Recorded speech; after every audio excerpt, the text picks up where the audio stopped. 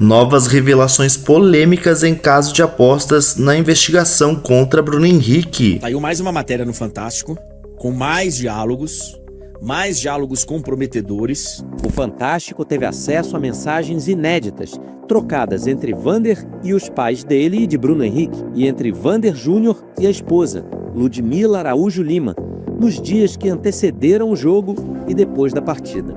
Já deixa o seu like e bora conferir com detalhes toda essa polêmica que tá dando o que falar e que pode banir Bruno Henrique para sempre do futebol. Conversas entre Bruno e Vander já tinham sido divulgadas no decorrer da semana. Pouco mais de 2 meses antes do jogo Flamengo e Santos, Vander perguntou ao irmão se ele estava com 2 cartões amarelos e pediu para ser avisado quando Bruno fosse forçar o terceiro.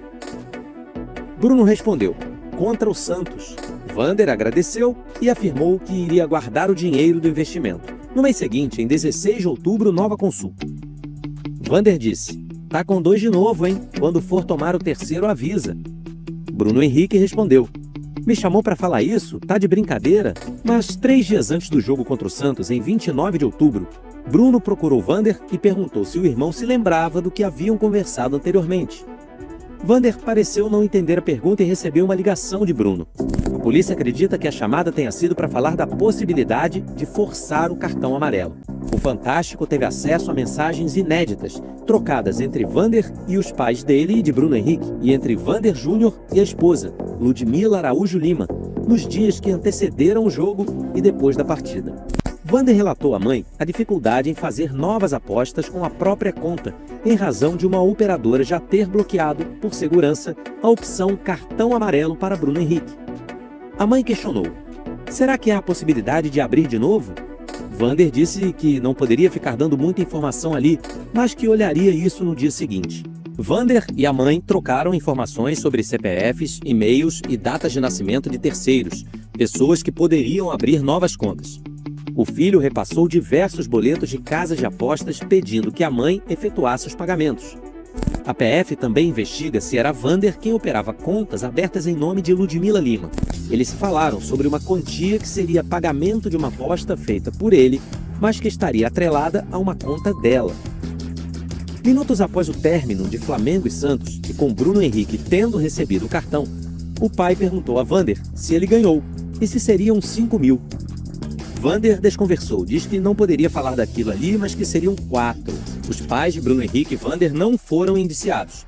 A Polícia Federal não encontrou evidências de que eles tenham tido algum benefício financeiro com as apostas.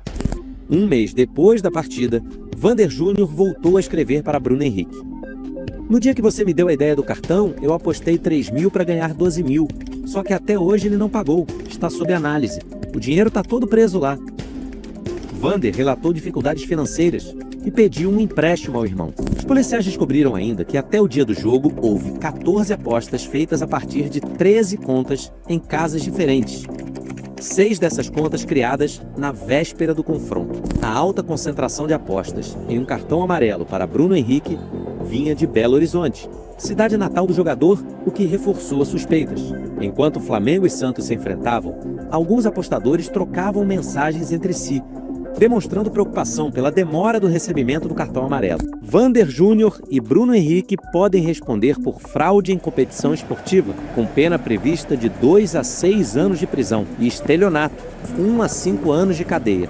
Os demais foram indiciados por estelionato. Se a Procuradoria acolher a denúncia dessa vez, ao final do processo, Bruno Henrique poderá ser suspenso ou até eliminado do futebol. Saiu mais uma matéria no Fantástico, com mais diálogos comprometedores, e finalmente a defesa do Bruno Henrique se pronunciou. O advogado, doutor Ricardo Pieri Nunes, que já tinha defendido o Bruno Henrique naquela história da CNH falsa, foi um dos defensores do Flamengo no caso do Ninho do Urubu, e ele, parece, vai ser o encarregado pela defesa do Bruno Henrique na história das apostas. Aliás, com todo carinho, hein? CNH falsa. O cara pagou uma multa e... tem coisas que são incompreensíveis, né, cara, na justiça. O cara falsificou uma CNH, tava dirigindo por aí com uma habilitação falsa, pagou uma multa. Olha a nota aí, ó. Vamos lá. O atleta Bruno Henrique é conhecido e respeitado por sua simplicidade e comprometimento com o esporte. Nunca esteve envolvido em esquemas de apostas. Pelo contrário, acredita que o negócio de apostas deveria sofrer cada vez mais restrições pelas autoridades. As distorções que estão sendo causadas pela interpretação e divulgação indevida de mensagens privadas fora de contexto serão esclarecidas no curso do processo. O atleta confia que o Poder Judiciário oportunamente corrigirá a injustiça que está sendo cometida. Estratégia da defesa aí. A velha falta de interpretação, estão interpretando errado, estão distorcendo, fora de contexto. E eu vou continuar cobrando algo um pouco mais elaborado por parte do Flamengo, cara. Eu acho que são 3 esferas aqui relacionadas a esse assunto. A esfera criminal, que ele vai responder, claro, com o devido processo e tal, tem que ter um inquérito, tem que ter todo o curso, todo o rito processual, que eu imagino que vá pelo menos seguir aí nesse início. Vamos ver, vamos aguardar. Mas essa é a parte criminal aí na esfera comum. A outra é no desportivo, que o STJD pode puni-lo na esfera desportiva. E a outra, cara, é o clube. Regras que ele tem que seguir no emprego dele, no trabalho dele. E aí eu acho que seria importante, cara, o Flamengo explicar o porquê que... A gente sabe que o discurso da nota oficial, ele é o da presunção de inocência e tal. Que essa é uma coisa... Então o Flamengo, ele vai seguir exatamente o que a esfera comum decidir?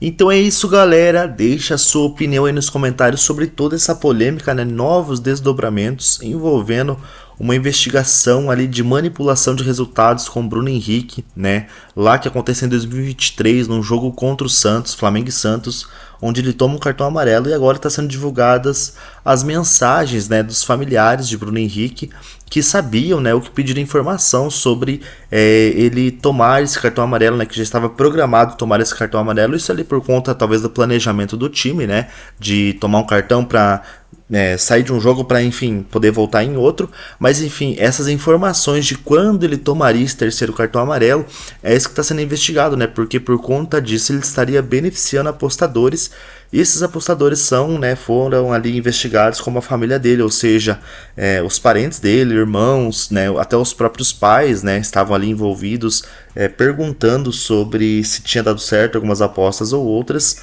E isso com certeza caiu para cima do Bruno Henrique, que vai ser, né, o maior prejudicado se tudo isso vier à tona como acusação, né, para cima dele.